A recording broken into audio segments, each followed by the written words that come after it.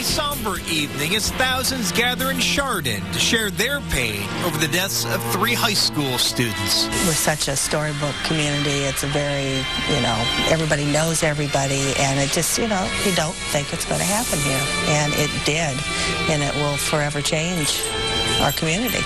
Mourners stand by candlelight to show support in a time of grief. And tonight, Chardon is a silhouette of emotion. Good evening, I'm Chris Flanagan. And I'm Danita Harris, but those emotions of hurt are beginning to heal. News Channel 5's John Kosick is live in Chardon at this hour. And John, the pictures you sent back from tonight's church vigil, it just was such an overwhelming scene. Yeah, Danita, as vigils go, you'd be hard-pressed to find one more moving than this. As people came from all over Northeast Ohio to grieve, to pray, to console, and be consoled. The scene outside St. Mary's Catholic Church in Chardon, nothing short of amazing. People packed as far as the eye could see, standing in the cold to watch on a small screen the service going on inside. Count Bill Sherrod among them. You didn't mind standing out in the cold? No.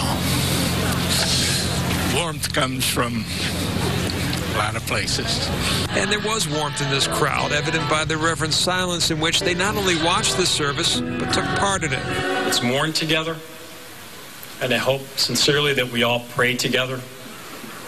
Let us together begin the process of healing our school family and our school community. A community that on this night, this week, has no boundaries. I think it affects all of us, and I think that bringing this together helps all the kids in the area. Helping each other, reaching out to each other is what Governor John Kasich says will get Chardon through this. It's all about love. It's about reaching out to people who you never thought about reaching out to before. It's about making everyone feel special for who they are. Kasich has been in town here since yesterday afternoon. Chardon may be a town of 5,000, but they are in the hearts, he says, of millions. From one end of Ohio to the other, today, tomorrow, and the days to come, we all live in Chardon in a sort of way. And as a symbol of Chardon's resilience, the governor pointed to this place, the county courthouse. Few people know that in 1868, a fire destroyed much of what we now know as Chardon Square. Destroyed in that fire, the county courthouse, the old one. Within a year, this place down but not out. Had this place designed and built, opening in 1869, and has stood for nearly a century and a half as a symbol of this community's strength, the strength that will rebound, he says, in light of this tragedy here this week. The good news today of the 2 that remain hospitalized, the 2 students at Hillcrest Hospital, one was released today. The other, though, remains hospitalized in serious condition. Reporting live in Chardon, John Kosick, News Channel 5. John, can you tell us a little bit just about being in the midst of that crowd, the overwhelming crowd, the sense of unity? And I love what the man said in your first bite, that warmth comes from all places, because this story has touched people all over the country. I tell you what, Danita, you cover crowds, and you know you can't keep people quiet. You could hear a pin drop outside, especially when the governor was talking about losing his parents in a car accident years ago, and people were just so moved by everything they heard tonight. All right, John Kosick reporting live for us tonight from Chardon. Thank you very much, John. Chris? And they did tonight in Chardon. There's a little bit of clarity, a bit more closure. The accused shooter in Monday's school shootings at Chardon High stepped out of a sheriff's cruiser at 3:30 this afternoon and walked into a courtroom where he stood before a judge for about 30 minutes. Wearing a bulletproof vest and handcuffs, TJ Lane was hustled out of juvenile court under heavy police protection. The 17-year-old was then whisked away in the backseat of a Geauga County Sheriff's car back to the detention center. The Chardon School District is urging parents to talk with children about returning to class. In a news conference this morning, Geauga County Sheriff Dan McClelland shared a touching story about getting the conversation started.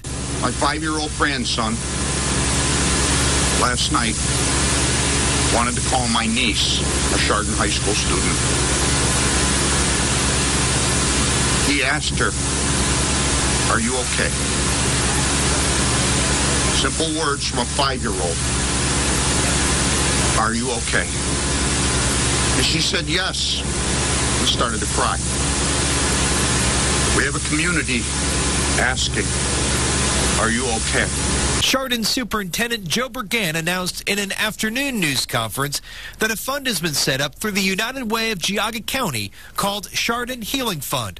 100% of the money raised will go to helping those directly affected by the tragedy. According to the United Way, $150,000 has already been donated to that fund.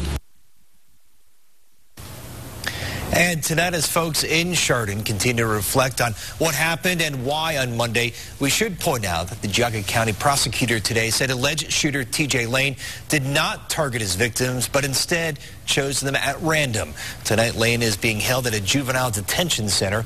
Prosecutors have until Thursday to file charges of aggravated murder against Lane and decide whether to try him as an adult. A March 6th hearing is set in anticipation of the charges being filed. And we just learned that funeral services are set for Daniel Parmeter. Friends can pay their respects from noon to 8 p.m. Friday at Montreal Funeral Home on Curtis Boulevard in Eastlake. The funeral mass will be held at 10 a.m. Saturday at St. Mary's of Chardon, and he will be buried at All Souls Cemetery in Chardon Township.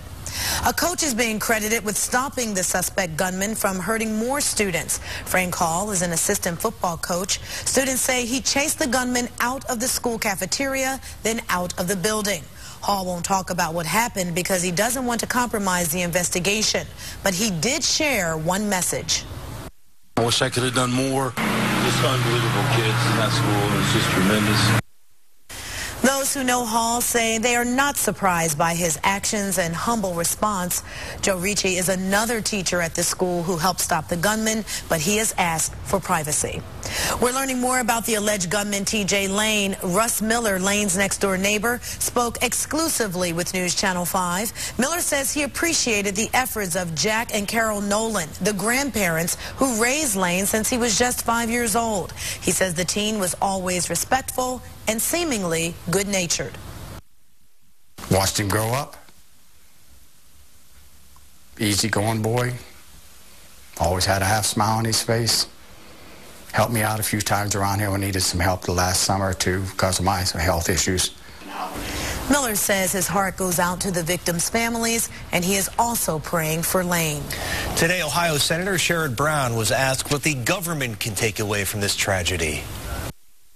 There is too much violence in schools everywhere, in urban schools and rural schools and suburban schools. Our society has become far too violent, and we've got to figure out is there a way to address that better than we have. And today, Ohio Attorney General Mike DeWine also spoke out about the shooting. He says investigators are looking for a motive behind the suspected gunman T.J. Lane's actions. Well, I think anytime you have a tragedy like this, one of the things you want to find out is if there's any warning signs, if there's anything that, we need to know about this young man. And that would include, questioning his friends, questioning his family members, exactly what you would think. Very good police work and trying to, talk to anybody who has any knowledge about him. Governor John Kasich has ordered flags at the State House flown at half-staff. And teachers and students will return to school this week. The school district says it plans to ease students and faculty back into the classroom. Tomorrow, the faculty is being asked to return to work starting at 9 a.m. The middle school faculty will be gathering at Chardon United Methodist Church. Then on Thursday, students and parents can return to the high school together. Counselors will be on hand to talk to those who need help. And on Friday, Chardon High School will be open. They say it certainly won't be business as usual as they work to find a new normal.